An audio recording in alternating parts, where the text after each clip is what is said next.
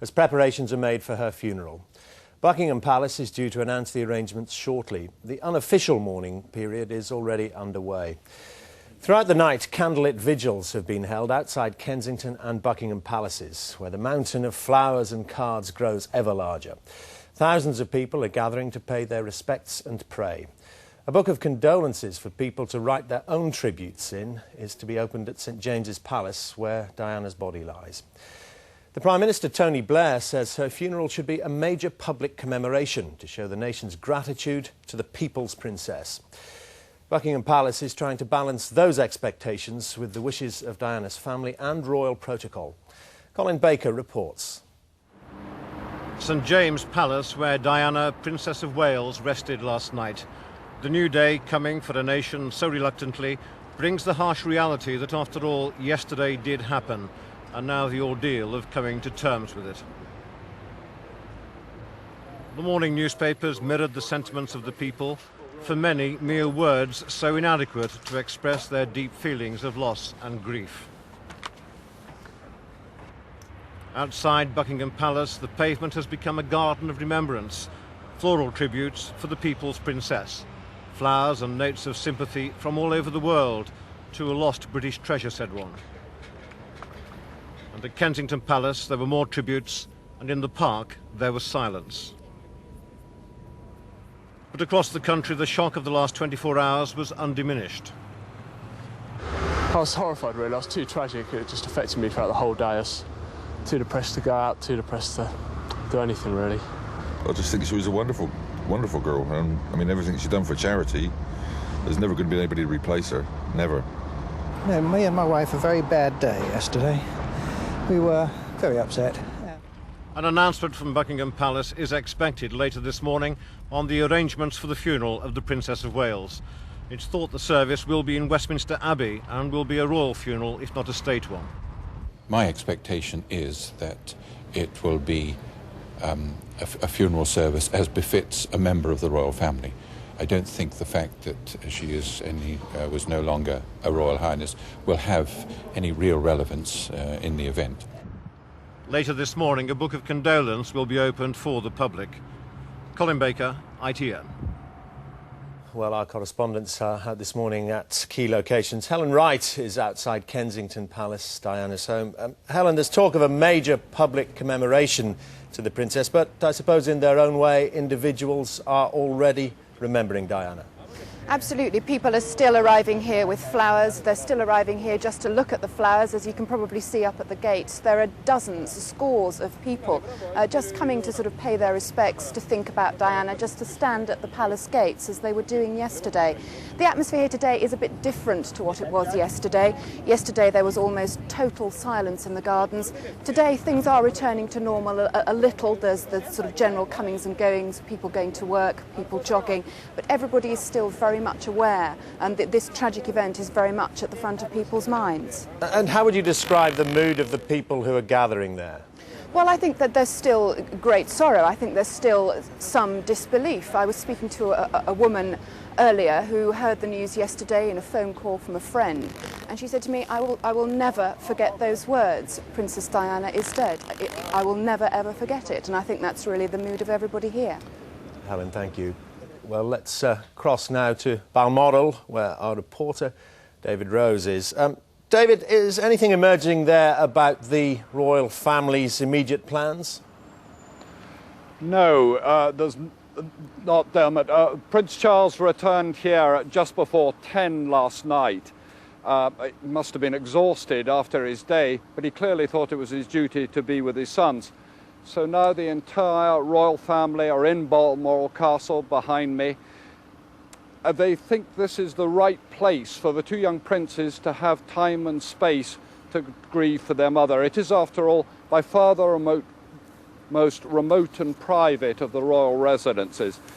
I gather, incidentally, today the two young princes were supposed to fly to London to meet their mother on her return from Paris.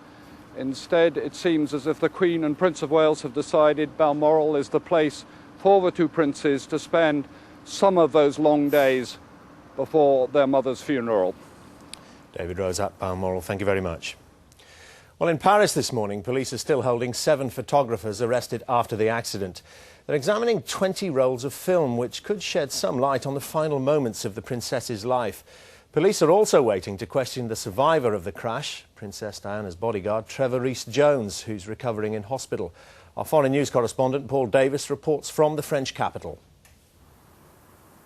As Paris went back to work after the weekend that stunned the world, a Union flag and bunches of flowers marked the site where a high-speed chase ended in the death of Diana, Princess of Wales, her friend Dodi Fayed and her driver. Official ceremonies of remembrance will take place in Britain, but at the hospital where the princess died, ordinary people have been paying respects as best they can, with flowers and simple messages. The French press, like the British, are asking the question, was the princess hounded to her death? 7 photographers detained near the scene of the fatal crash are still being held. The usual 24 hours of questioning extended to 48.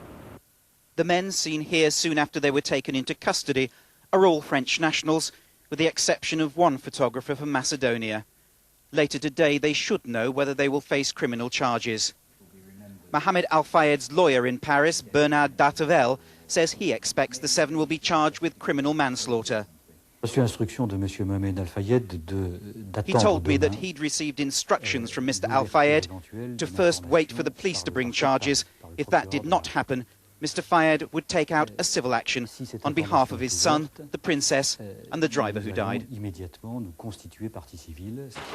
Under French law, it is possible that the photographers could be charged with putting lives in danger by their action. Some of them could also face charges for allegedly taking pictures of the crash scene instead of trying to help the victims. One man who should be able to help the police investigation is security guard Trevor Rees-Jones, Dodi Fayed's bodyguard. He is still receiving treatment in hospital for head and lung injuries, but his condition is not life-threatening. Mr. Al Fayed's lawyer says there is another crucial witness, a man who was driving a car in front of the princess's vehicle on Saturday night.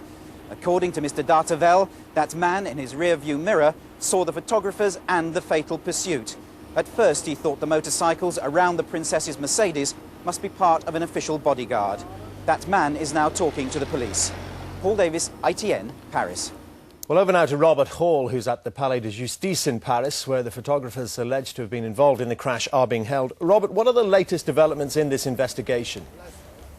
Well, we've been hearing very little from inside the Palais de Justice. There have been a lot of comings and goings. You can see behind me here a great number of press and television cameras and more arriving. There have been 1 or 2 lawyers coming in and out, but they're saying very little. Don't forget that the police have until much later today before they need to make any definite move, either to release or to charge.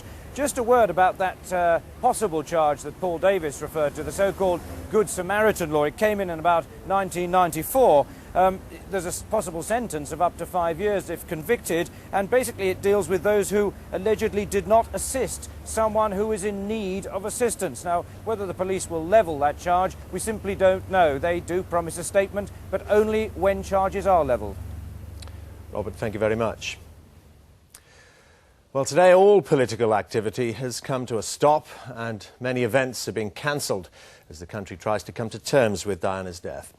The Prime Minister, Tony Blair, is spending the day at Downing Street. The Palace of Westminster is quiet as flags there fly at half-mast. Here's our political correspondent, Jackie Ashley. The Prime Minister has cancelled his arrangements for the day and will be staying at Chequers until this evening, keeping in touch by telephone with those making the arrangements for Princess Diana's funeral. While it's being stressed that final decisions will be made by Princess Diana's family, Mr Blair has called for a major public commemoration to show the nation's gratitude to her. Another fitting tribute would be a worldwide ban on landmines, according to Junior Development Minister George Fawkes. Princess Diana had campaigned vigorously for such a ban. If it were to be implemented, it would be an appropriate memorial to her, Mr Fawkes said. At Westminster, all political activity has stopped. Campaigning for the devolution referendums has been halted for the time being by common agreement between all the parties. For this week at least, MPs are united in just wanting some time to grieve. Jackie Ashley, ITN, Westminster. Well, live now to our political correspondent, Tom Bradby, in Downing Street. Tom, Mr Blair says he wants a major public commemoration to show the nation's gratitude towards the Princess. Any more idea about exactly what he means? No, I think they're in a rather difficult position. Yesterday, early on, you'll remember that they made it clear that they would be involved in the discussions of exactly what kind of funeral would take place and exactly when it would happen. Then later on in the day, they made it clear that really it was a question for the family and for Buckingham Palace.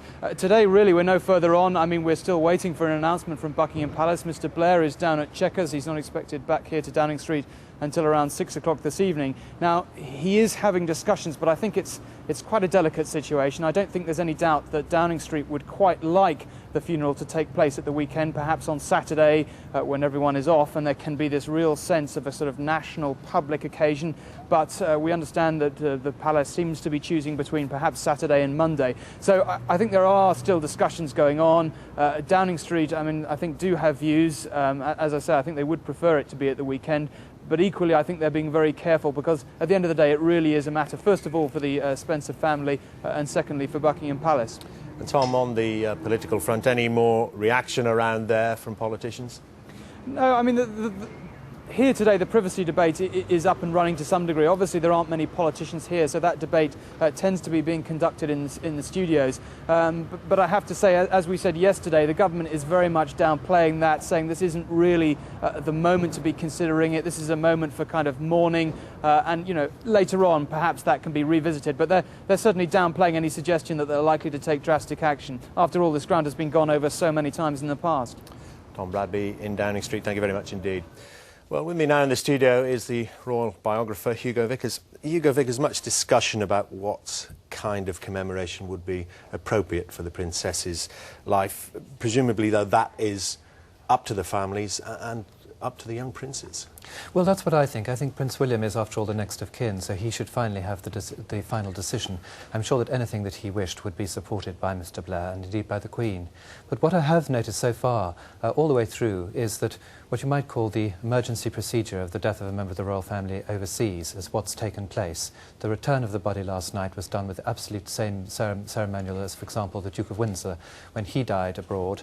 And the resting in the Chapel Royal at St James's Palace is what normally happens. So I suspect that what is at the moment in place is the procedure that would have been, supposing the Princess of Wales had still been married to Prince Charles and had happened to die overseas. That's what I think so far. We've talked about it potentially being a focus for a national outpouring of grief, but of course the Princess was an international figure. There are hundreds, if not thousands, of people from around the world who she met and who loved her, who would want to attend. Yes, well, that is why a service, for example, at Westminster Abbey would seem to me to be highly appropriate, because if people like Mrs. Clinton wish to attend, and representatives of a great number of different organisations, not only in this country but also overseas, that is the sort of thing that would happen. And I imagine that probably that was the procedure that would have happened had she still been married to Prince Charles. So I think really probably that will be what happens, and maybe it's the final resting place that possibly is in some question. Hugo, given her trials and tribulations at the hands of the inner sanctum of the royal family, in death she's now back in the bosom of the royals. Those royal procedures you talk about are clicking smoothly into place. Is there a certain irony about that? Well, I don't think that we should make too much about this. They were divorced, but I mean they were still on good terms, united, as we've said over the last day or so, very much as parents of the children. And I think that at this particular time that needs to be played down. I mean, I think that she herself has always said that she was never a natural with what you might call the establishment, and I would say that was slightly different from the actual personal and individual members of the royal family. That's a slightly larger thing. In death, it seems that political controversy is being set aside. It certainly wasn't, as you know, in the last few months of her life. Hugo Vickers, thank you very much. Well, the manner of Diana's death has renewed the debate about privacy laws and whether they should be tightened. Her brother, Earl Spencer, has accused newspaper proprietors of having blood on their hands. But this morning, none of the papers are taking the blame. The Foreign Secretary, Robin Cook, says he's watching the reaction of those newspaper editors closely. Here's our Home Affairs editor, Jennifer Nadel. The focus was firmly on those who pursued the princess today, with demands growing for action to curb invasions of privacy by the press. The princess's close friend, Rosa Monckton, told ITN last night of her concern for Prince William and Prince Harry. I think that it's going to be very difficult for both of those boys now. They saw how their mother has been hounded by the press, and I have to say, you know, I've been a friend of hers for some time, but until we went to Greece, I had no idea quite how bad it was. That's all she wanted, a bit of peace. The government has so far tried to avoid giving a rushed response to a complex problem. The European Convention on Human Rights will afford a degree of protection, but there is now pressure for a privacy law.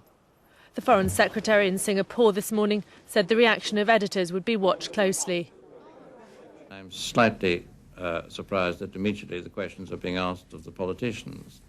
In the first instance, the questions have to be asked of the press and of the editors, and I think that they have to consider their recent behaviour and to what extent that may have made a contribution, and we will watch with care and with attention what answers they give before we consider what might be appropriate for us to say. With pictures of the fatal crash already reportedly being offered for sale, one former Heritage Secretary appealed to the world's press barons to disown the paparazzi. Her death has got to be a turning point in the activities of photographers who've nothing to do with advancing the legitimate interests of the media, who behave appallingly and who prey on celebrities for money in a way that is now completely unacceptable. The extent to which the press and broadcasters now exhibit a desire to change will be crucial in determining whether the current system of self-regulation will be allowed to continue. Jennifer Nadel, ITN. Well, I'm joined now from Westminster by the Harrods spokesman Michael Cole and in the studio by the columnist Ross Benson from the Express newspaper, formerly of the Express newspaper. Michael Cole first. Mr Al Fayed buried his son Dodi last night.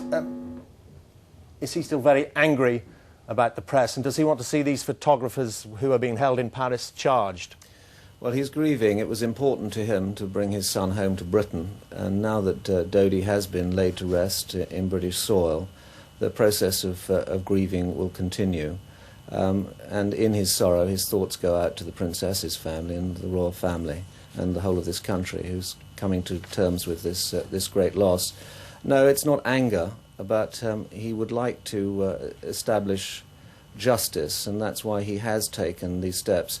In France, he'd already asked his French lawyers to see if there were ways of stopping or at least limiting the press intrusion. You'll remember when the two families had a very happy holiday, despite the attentions of the press in Saint-Tropez.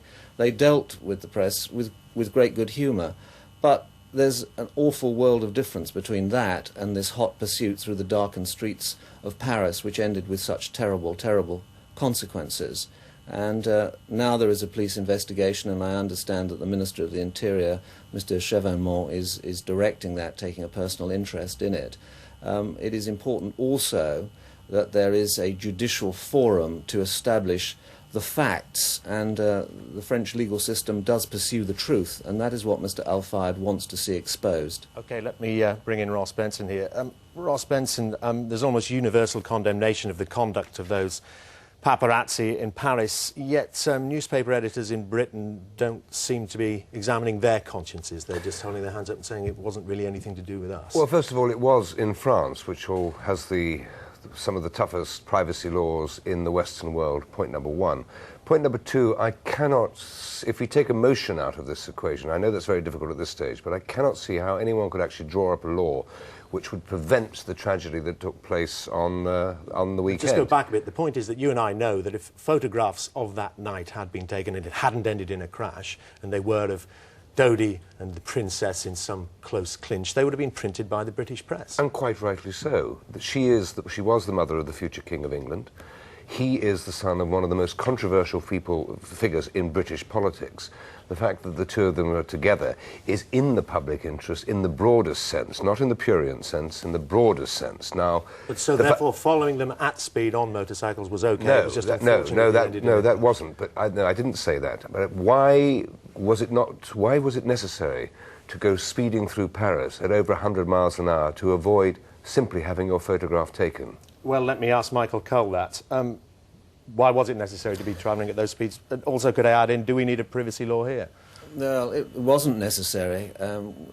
any one of us who'd been out to dinner in Paris wouldn't welcome the fact that there were 30 photographers, and I understand that that was the figure outside the hotel or restaurant when we came out.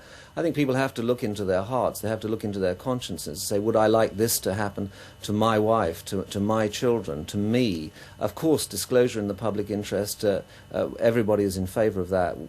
We want a vigorous, strong press. And I must say, I do agree with Ross to some extent. I think in this country, the press is, by and large, very responsible. There were one or two rogue photographers who used to pursue the Princess of Wales, but they were not respected by their fellows, and by and large, the British press acts responsibly. Michael Cole, Ross Benson, thank you both very much indeed. Well, the shockwaves from Diana's untimely death are having a dramatic impact around the world. In the United States, where her frequent visits made her an object of intense fascination, the reaction has been shock and disbelief. From Washington, John Irvine reports on the latest reaction.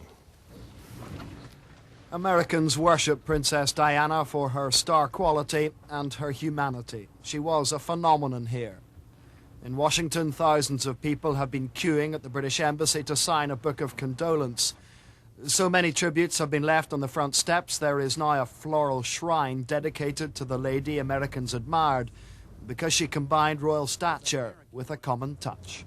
I have such a respect and loyalty to Her Majesty and her royal family, and the loss is very tremendous. I grew up with Princess Diana. I watched her get married, I watched her have 2 beautiful children, and I felt like I grew up with her. At Red Cross offices here, the flags are at half-mast. It was as a Red Cross envoy that the Princess came to the United States in June to campaign for a worldwide ban on landmines. It was she who helped persuade the President to reconsider America's position on the landmine issue. Tonight, 60 Minutes devotes its entire broadcast to the life and death. Shock and mourning for the death of a princess. National news programs here have been reporting nothing else. The coverage has been coast to coast. Such was this country's love affair with the princess. There is also great anger in certain quarters over the way the princess met her death. Hollywood celebrities have been speaking out.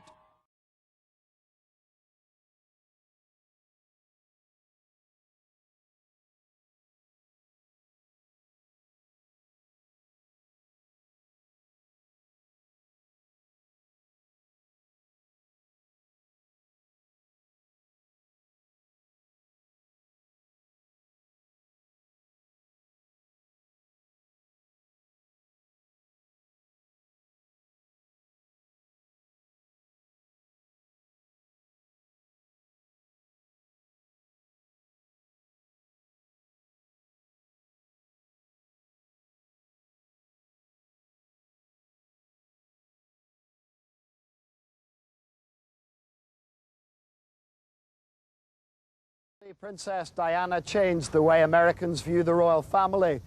She was this country's favourite visitor, and as far as people here are concerned, Britain's finest ambassador. John Irvine, ITN, Washington. And in Pakistan, Diana's friend Imran Khan has spoken of the deep shock he and his wife Jemima felt at hearing of her death. He paid tribute to the way she helped by supporting their cancer hospital in Lahore, which he visited last May.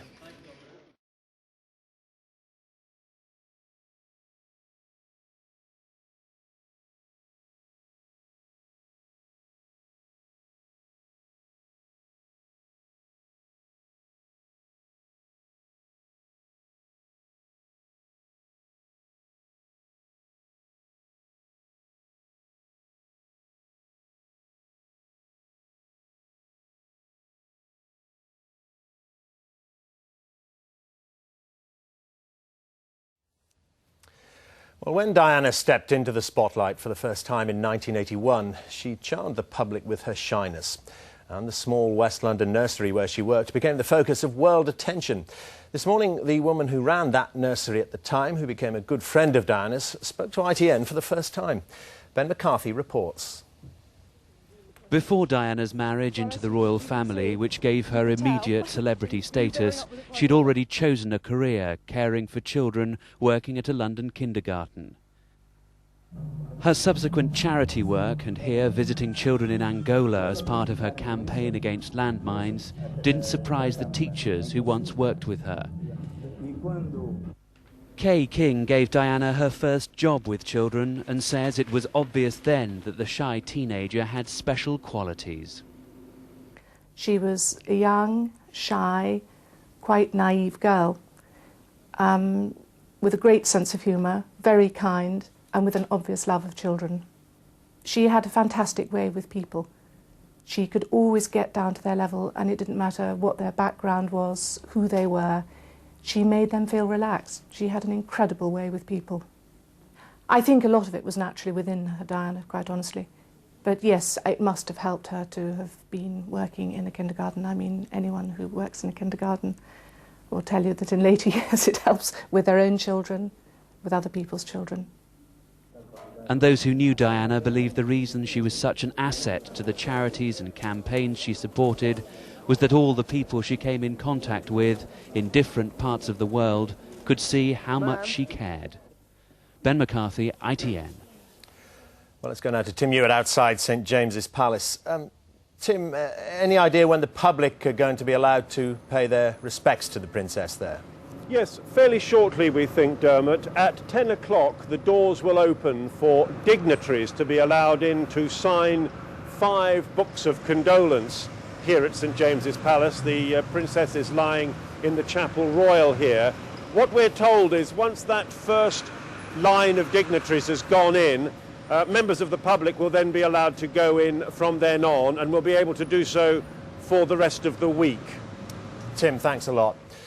Well, let's go now to Buckingham Palace. Our correspondent there is James Mates. James, any indication of when exactly we're going to get this official announcement about the funeral? No, not yet. I've been speaking to palace officials this morning. They confirm it will be today, but they can't give any further indication of what time today. It's known that discussions about exactly what form the funeral is going to take are going on between the palace and the Spencer family, obviously the two families concerned. But it will be today, no idea yet when. James Mates at Buckingham Palace, thank you very much indeed. With me in the studio now is our royal correspondent, Nicholas Owen. Well, Nicholas, all the speculation today is about what form that royal funeral should take. Yes, I think I agree with those who think we're moving possibly towards a funeral on Saturday, and I think the reason could be that the mood of the country is such that everybody wants to be involved, if you like, and this is a way of doing it. Saturday, the family day. You know, I think at the moment for a lot of people, life is sort of on hold. A lot of people I met last night at outside Kensington Palace, they said to me, well, we haven't done anything at all today. We've just been so appalled by the news and so on.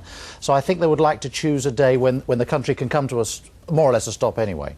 But I think it will still be very much a full royal funeral, maybe not a state funeral exactly, but a full royal funeral. I think it will be Westminster Abbey. It's very hard to imagine it won't be something like that, because so many people will want to be there, and of course there will be the most massive television coverage across the whole world. There's never been anything like that in this country. I don't think there's ever been anything like it in history when it comes to funerals, frankly. And as we were saying with Hugo Vickers there, the final decision very much up to the Princes William and Harry. Well, I think William will certainly be very consulted about it, but don't let's forget somebody else in all this. Mrs Shan Kidd, the mother of the Princess of Wales. She's on the island of Seal off Scotland's west coast. She's staying there at the moment. She's not talking to anybody outside of her immediate family circle. She will be consulted, obviously, and her views will be extremely important in all of this. So there's a lot of people to consider. Earl Spencer is now back at the family home in Northamptonshire. He will want to have his say as well. You know, we're not just talking about a sort of restricted group. There's a lot of people to take into consideration.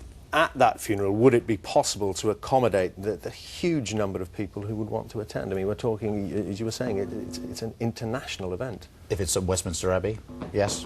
OK, Nick, thanks very much. And that's all for now. I'll be back with Julia Somerville at 12:30 with the latest developments on arrangements for the funeral of the Princess of Wales. And we'll have a comprehensive roundup of reaction from around the world. Until then, from Nicholas and me, goodbye.